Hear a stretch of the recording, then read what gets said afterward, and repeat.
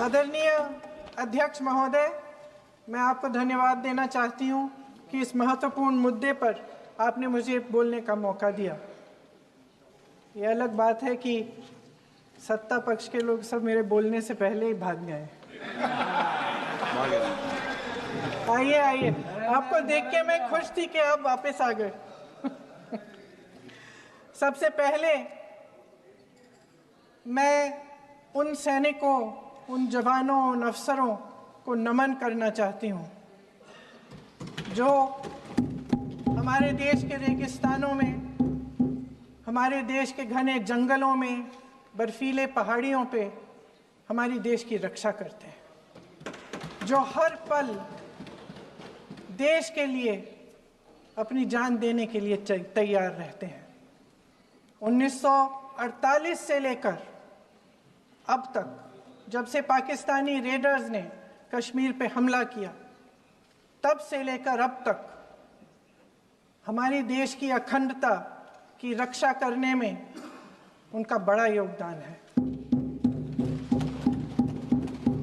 हमारी आज़ादी अहिंसा के आंदोलन से हासिल हुई, लेकिन जैसे मैंने कहा, उसको कायम रखने के लिए हमारी सेना का बहुत बड़ा योगदान है। अध्यक्ष महोदय, कल मैं सदन में बैठी हुई सबके भाषण सुन रही थी। आदरणीय रक्षा मंत्री महोदय ने बोला, सत्ता पक्ष के कई मंत्रियों ने बोला।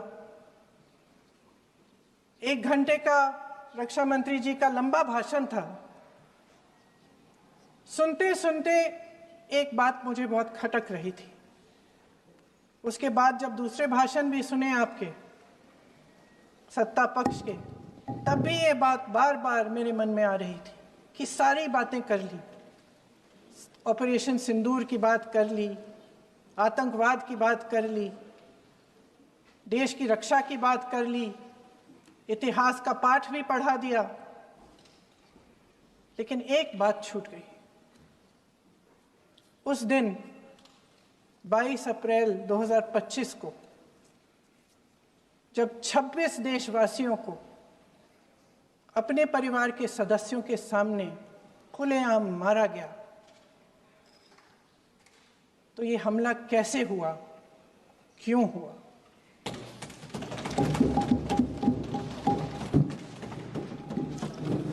अध्यक्ष महोदय, ये लोग बैसारन वैली में, पहलगाम के पास कश्मीर में क्या कर रहे थे? आजकल पब्लिसिटी का दौर है, प्रचार का ज़माना है। कुछ समय से हमारी सरकार ये प्रचार कर रही थी कि कश्मीर में आतंकवाद ख़त्म हो गया है, कि कश्मीर में शांति है, अमन चैन है। प्रधानमंत्री जी ने खूब भाषण दिए, देशवासियों को कहा कि चलिए कश्मीर चलिए, सैर करिए। कई बार मैंने ये भी देखा मीडिया पर, टीवी पर, कि कश्मीर जाइए, ज़मीन खरीदिए, अब वहाँ अमन चैन है, शांति का वातावरण है। इसी बीच शुभम द्विवेदी, एक कानपुर के नौजवान, और उनके पूरे परिवार ने तय किया कि वो कश्मीर जाएंगे। शुभम द्विवेदी की 6 महीने पहले शादी हुई थी। उसकी पत्नी ने कहा कि उनके बीच एक ऐसा रिश्ता था, प्रेम और दोस्ती का ऐसा रिश्ता था कि वो एक दूसरे को बच्चों की तरह हंसाते थे। सोशल मीडिया पर एक वीडियो भी जारी है जिसमें पूरा परिवार एक साथ बैठा हुआ ताश खेल रहा है और ऐसे हंस रहे हैं कि उस वीडियो को देख के किसी का भी दिल टूट जाए कि इस परिवार को इस तरह से उजड़ने क्यों दिया हमने। 22 अप्रैल 2025 को बैसारन वैली में मौसम का मिजाज अच्छा था। जैसे हर रोज़ लगातार 1000 से 1500 लोग वहाँ पहुँचते थे, उसी तरह से उस दिन भी तमाम पर्यटक वहाँ पहुँचे। वहाँ का रास्ता आसान नहीं है अध्यक्ष महोदय जी, जंगल से जाना पड़ता है, पहाड़ों के बीच जाना पड़ता है, घोड़े से जाना पड़ता है। ये परिवार वहाँ पहुँचे, मौसम सुहाना था, उनके बच्चे ट्रैम्पोलिन पे खेल रहे थे, कोई जिपलाइन कर रहा था, कोई चाय पी रहा था, तो कोई कश्मीर की सुंदर वादियों की ठंडी हवा का मज़ा ले रहा था। शुभम अपनी पत्नी के साथ एक स्टॉल पे खड़े थे। तभी अचानक 4 आतंकवादी जंगल में से निकलते हैं और शुभम को वहीं अपनी पत्नी के सामने मार डालते हैं। उसके बाद वे वहाँ से पूरे वैली में 1 घंटे के लिए लोगों को चुन चुन कर मारते हैं। किसी के पति को अपनी पत्नी के आंखों के सामने, किसी के पिता को अपने बेटे के सामने, चुन चुन कर 26 लोगों को मार डालते हैं। शुभम की पत्नी घबराकर वहां से भागने की कोशिश करती है, अपनी जान बचाने के लिए जंगल की तरफ दौड़ती है। वहां पता चलता है कि तमाम लोग जंगल की तरफ दौड़े हैं और अपनी जान बचाने की कोशिश कर रहे हैं। कोई अपने बेटे का हाथ पकड़ के पहाड़ों पर घसीटता हुआ जा रहा है, कोई कश्मीरी घोड़े वालों और गाइडों की मदद लेते हुए चले जा रहा है। कोई रास्ता नहीं है, कोई तरीका नहीं है, लेकिन किसी न किसी तरह से शुभम की पत्नी के शब्दों में किसी ऐसी शक्ति ने हमको बचा कर रखा कि हमें किसी न किसी तरह से हम अकेले नीचे पहुंचे। और मैं उनके लफ्ज पढ़ना चाहती हूं, क्योंकि उन्होंने कहा कि इस पूरे समय जब 1 घंटे के लिए चुन चुन कर भारतीय नागरिकों को मारा जा रहा था, इस पूरे समय उसे एक सुरक्षाकर्मी नहीं दिखा, एक सैनिक नहीं दिखा।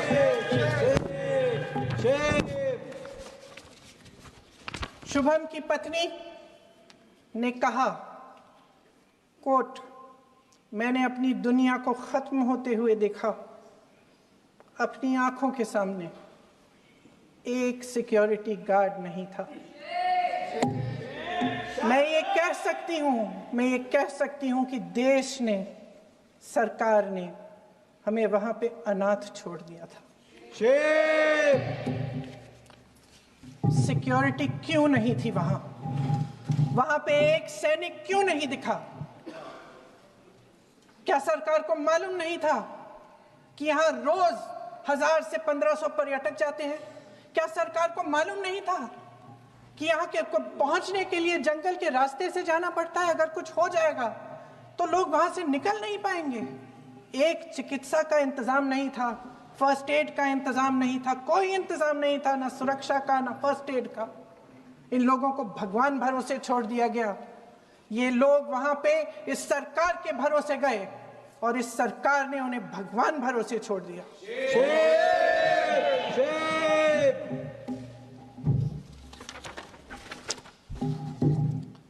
मैं पूछना चाहती हूं, ये किसकी जिम्मेदारी थी?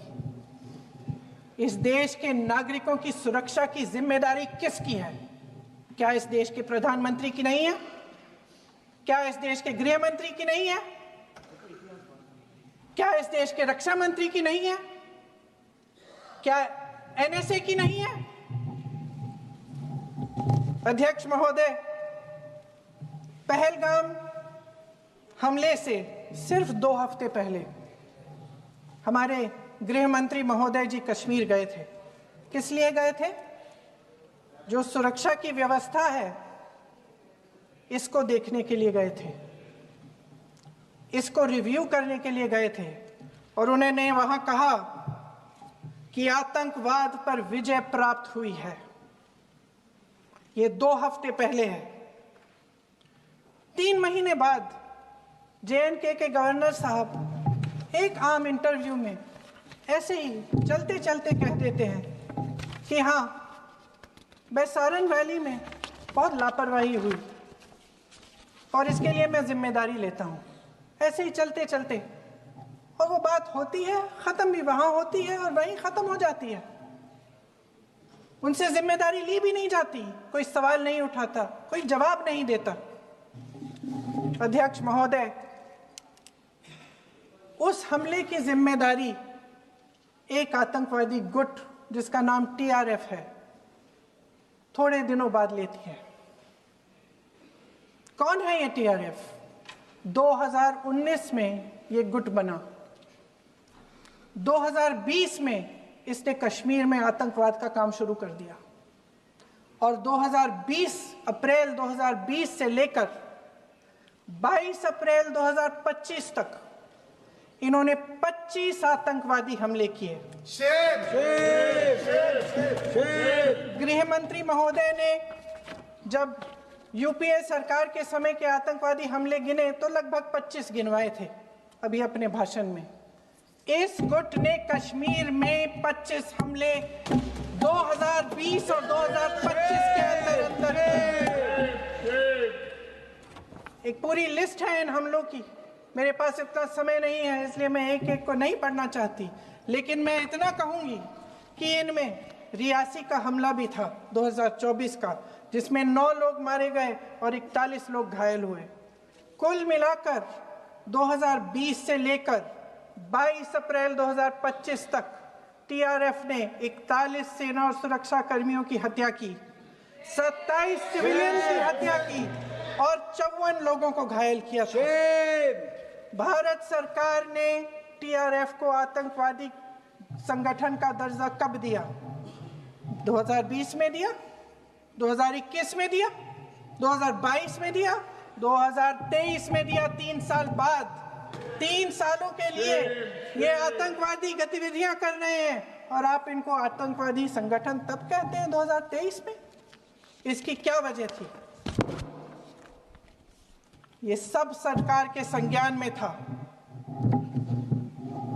और आप मुझे बताना चाहते हैं, सत्ता पक्ष के नेता बताना चाहते हैं कि ये सब आपके संज्ञान में था, लेकिन कोई भी एक ऐसी एजेंसी नहीं है हमारी सरकार की जिसको पता चला कि ऐसा हमला, ऐसा भयानक हमला होने जा रहा है हमारे देश में, कि पाकिस्तान में बैठे हुए इस हमले की योजना बन रही है कि हम भारत जाके हैवानियत करेंगे, 26 लोगों को मार डालेंगे और हमें पता ही नहीं है।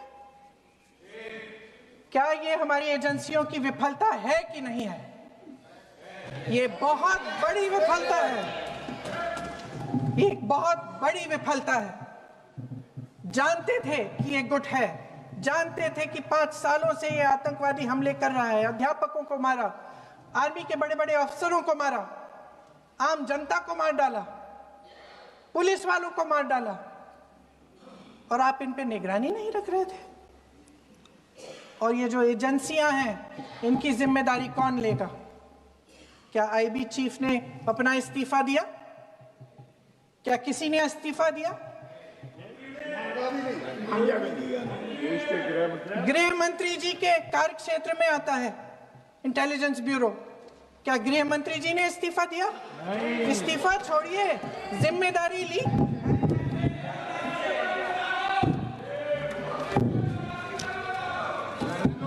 साहब देखिए, इतिहास की बात आप करिए, मैं वर्तमान की बात करना चाहती हूँ। आपको तो एक बहाना चाहिए, आपको तो एक बहाना चाहिए। पूरे परिवार का नाम गिनवा देते हैं। अरे अपनी जिम्मेदारी खुद लीजिए। 11 सालों के लिए तो सत्ता में आप हैं। अभी नेहरू को छोड़ नहीं रहा। कल माननीय गौरव गोगोई जी ने अपने भाषण में पूछा गृह मंत्री जी से, क्या आपकी जिम्मेदारी नहीं थी? मैं देख रही थी। राजनाथ जी, रक्षा मंत्री जी यूं अपना सर हिला रहे थे, कुछ बोले नहीं। अंदर से ये महसूस हुआ होगा कि यहाँ कुछ जिम्मेदारी थी, लेकिन माननीय गृह मंत्री महोदय जी हंस रहे थे, वे हंस रहे थे।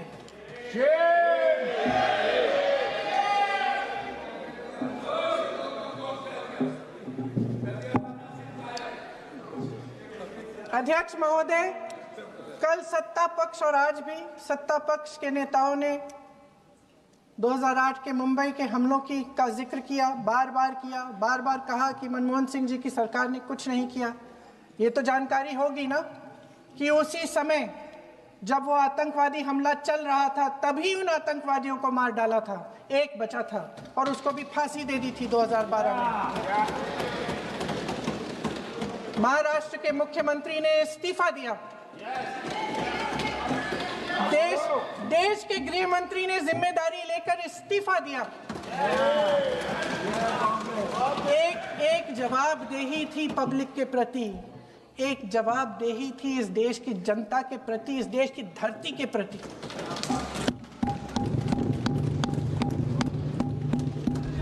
राजनाथ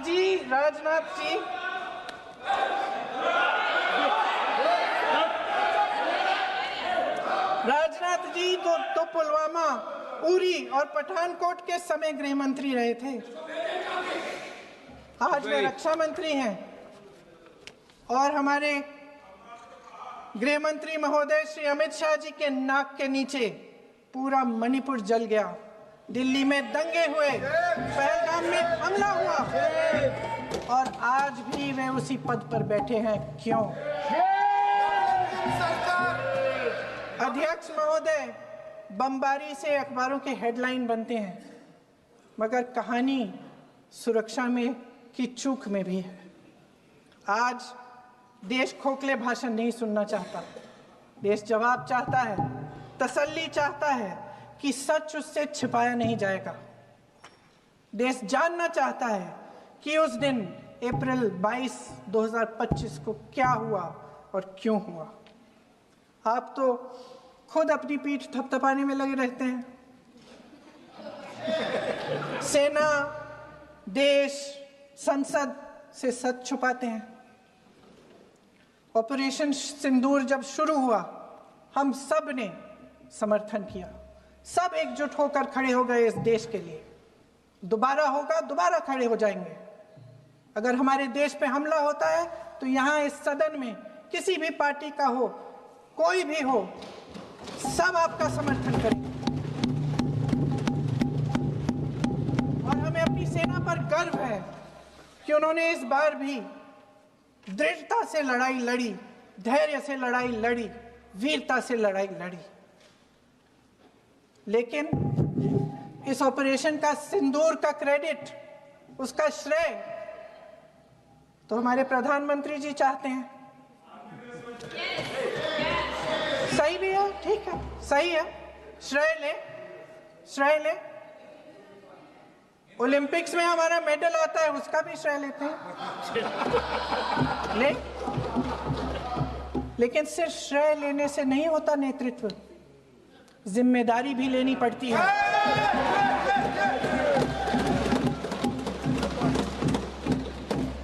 देश के इतिहास में ये पहली बार हुआ, देश के इतिहास में ये पहली बार हुआ कि जंग होते होते ही रुक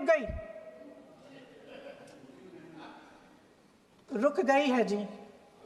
और इस रुकावट का ऐलान हमारी सरकार, हमारी सेना नहीं करती, अमेरिका के प्रेसिडेंट करते हैं, अमेरिका के राष्ट्रपति करते हैं। ये हमारे प्रधानमंत्री महोदय की गैर जिम्मेदारी का सबसे बड़ा प्रतीक है। आज गृह मंत्री जी ने इस बात पर उल्लेख किया।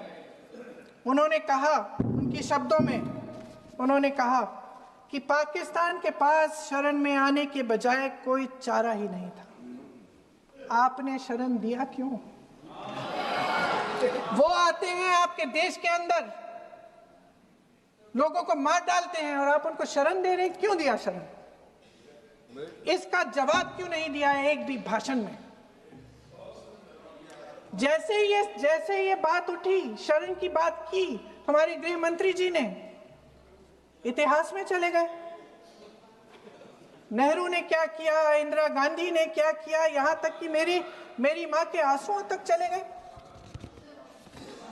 लेकिन इस सवाल का जवाब नहीं दिया कि ये सीज फायर हुआ क्यों, ये जंग रुका क्यों, और तब क्यों रुका जब दुश्मन के पास कोई चारा नहीं था हमारे श्रेय में आने के बजाय। क्यों रुका ये जंग? इसका जवाब नहीं दिया। धन्यवाद। आप देंगे?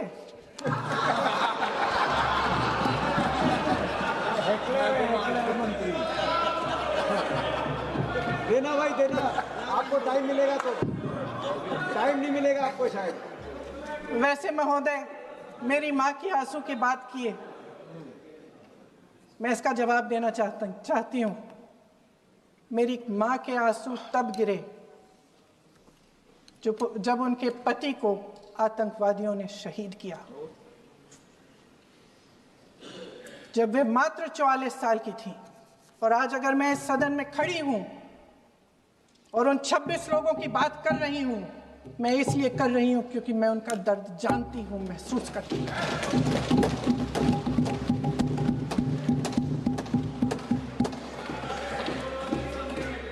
अध्यक्ष महोदय, मैंने कहा कि देश का नेतृत्व सिर्फ उपलब्धियों का श्रेय लेने से मजबूत नहीं होता। सफलता और विफलता दोनों की जिम्मेदारी लेने से बुलंद होता है। ये सोने का ताज नहीं है, कांटों का ताज है।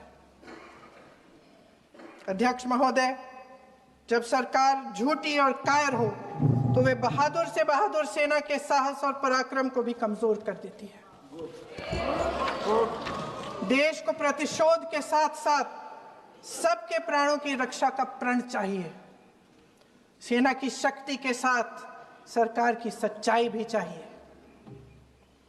महान देशभक्त शहीद इंदिरा गांधी जी, जिन्होंने सफल कूटनीति के बल पर अमेरिका के राष्ट्रपति निक्सन का मुकाबला करके पाकिस्तान का विभाजन करवाया, बांग्लादेश बनाया, 1 लाख पाकिस्तानी सैनिकों को आत्मसमर्पण करने पर मजबूर किया, उन्होंने कभी इसका श्रेय लेने की कोशिश नहीं की। ऑपरेशन सिंदूर का मकसद अगर पाकिस्तान को सबक सिखाना था तो शायद ये मकसद अभी अधूरा है, क्योंकि हमारी कूटनीति विफल रही है। इसका प्रमाण यही है कि ऑपरेशन सिंदूर के बाद एक पाकिस्तानी जनरल, जिसके हाथ खून से रंगे थे, अमेरिका के राष्ट्रपति के साथ बैठकर लंच खा रहे थे। अगर ऑपरेशन सिंदूर का मकसद आतंकवाद को खत्म करने का था तो पाकिस्तान को संयुक्त राष्ट्र के आतंकवाद विरोधी समिति का अध्यक्ष चुने जाने से इस मकसद को धक्का लगा है। इसकी जिम्मेदारी कौन लेगा? क्या हमारे प्रधानमंत्री लेंगे? क्या उनमें ये हिम्मत है? नहीं है। अगर इस ऑपरेशन के दौरान हमारे जहाजों का नुकसान नहीं हुआ तो सदन में इसे साफ साफ कहने से क्या डर है? क्यों नहीं कहा है? कल भी रक्षा मंत्री जी ने कहा कि हमारे इंफ्रास्ट्रक्चर का नुकसान नहीं हुआ, तो जहाजों के बारे में भी बता दें, साफ साफ बता दें, क्या हर्ज है? सच्चाई तो है। सवालों से बचने के लिए ये सरकार हमेशा प्रयास करती है। इसकी राजनीतिक कायरता बेमिसाल है। देशवासियों के प्रति जवाबदेही का एहसास ही नहीं है। सच्चाई ये है कि इनके दिल में जनता के लिए कोई जगह नहीं है। सब राजनीति है, सब पीआर है, सब प्रचार है, सब पब्लिसिटी है। देश की जनता के लिए आपके हृदय में कुछ नहीं रहा। बहुत समय हो गया है आप इस प्रचार में ही लिप्त हैं, जनता को देख नहीं पा रहे हैं। जी मानिए। जो पहलगाम में हुआ, खत्म करती हूँ, जो पहलगाम में हुआ उससे हर एक देशवासी के दिल पे चोट पहुंची है। हिमांशी नारवाल की गुहार ने हम सबको शर्मिंदा किया है। इसीलिए मैं आज यहाँ खड़े हुए एक आखिरी बात करना चाहती हूँ।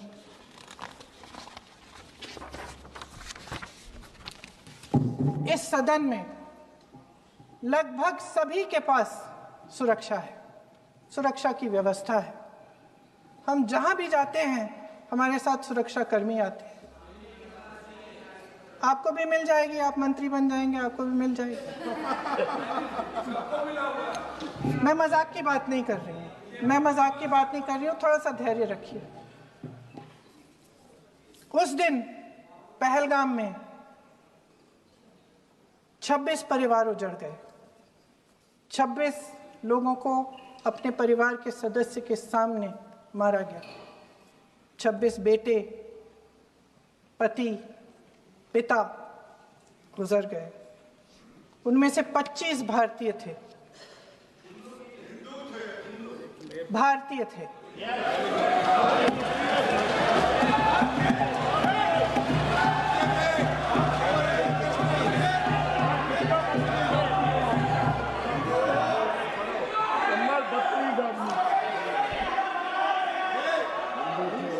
कुछ सीखो भैया। जितने भी लोग बैसारन वैली में थे और जो 25 भारतीय मारे गए, उनके लिए कोई सुरक्षा नहीं थी, कोई सुरक्षा नहीं थी। आप कितने भी ऑपरेशन कर डालें, आप इस सच्चाई के पीछे छुप नहीं सकते, इसे नकार नहीं सकते।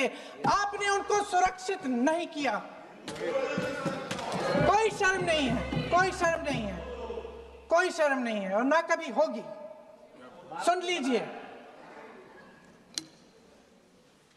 सुबह भी मैं शिव मंत्र बोल के आई हूं। इनको क्या पता शिव मंत्र क्या है? शिव मंत्र इनका खत्म कर लूं अपना भाषण। शिव मंत्र। मैं एक बार उन 25 भारतीयों के मैं एक बार उन 25 भारतीयों के नाम इस सदन में पढ़ना चाहती हूं, ताकि यहां बैठे हर सदस्य को यह एहसास हो कि वे भी हमारी तरह इंसान थे, किसी राजनीतिक बिसात के मोहरे नहीं थे। वे भी इस देश के बेटे थे, वे भी इस देश के शहीद हैं। उनके परिजनों के प्रति हम सब की जवाबदेही बनती है। उन्हें सच्चाई जानने का हक है। समीर गुहा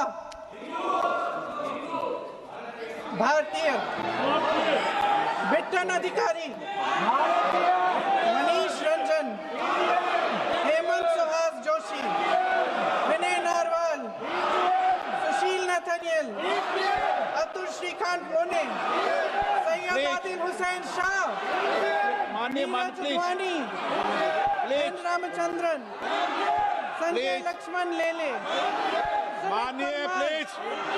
दिनेश अग्रवाल, दिलीप दिल से, प्रशांत कुमार सतपति, JS चंद्रमौली। अब आप बोलिए, अब आराम से। JS चंद्रमौली, यतीश परमार, S मधुसूदन राव, माननीय सदस्य, नारेबाजी का सदन नहीं है। शैलेश कलाटिया, ये तरीका ठीक नहीं है आपका। मंजुनाथ राव, कौस्तभ गणबोटे,